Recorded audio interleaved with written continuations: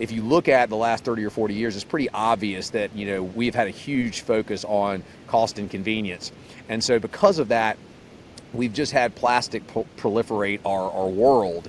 And now we are waking up to the fact that that is really problematic.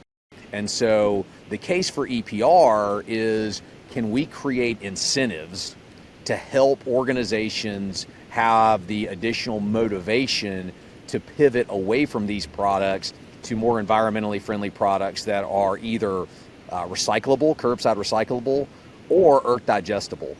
To me, like, EPR is pretty brilliant. It is going to create a fee structure to incentivize companies to shift away from problematic single-use plastic that is super cheap.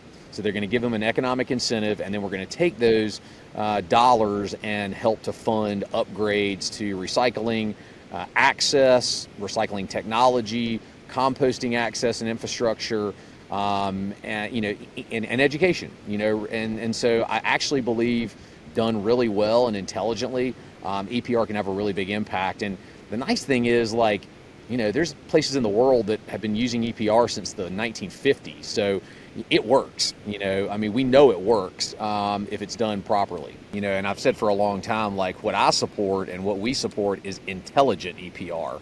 And I'm the first to say I'm very, concerned about unintelligent EPR that didn't potentially understand the ramifications of fee structures on all these different materials. And so, my desire to be on the advisory board really is about just being sure that the people that are creating the fee structures have input from the packaging supply chain, because a lot of the way these materials flow through the supply chain is not, all that obvious to an outsider.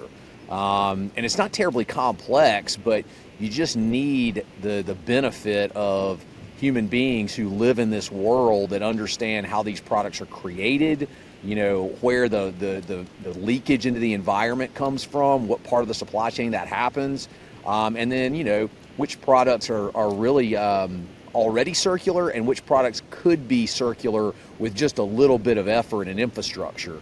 And so, as you and I've talked about, we don't have a war on plastics at Atlantic. I do have a war on single-use consumer-destined plastic, and I'm hoping that we can really focus SB 54 on that, on those materials in particular. But more than anything, I want to be available to be a sounding board and just to present the perspective of, an organization that's deeply embedded in the supply chain and also supporting the largest consumer products companies and retail brands in the world. And I fully expect to get a lot of input from those organizations as well. I think as those companies, many of whom are our customers, understand that I'm on this advisory board, I fully expect to get input from them, which I absolutely welcome.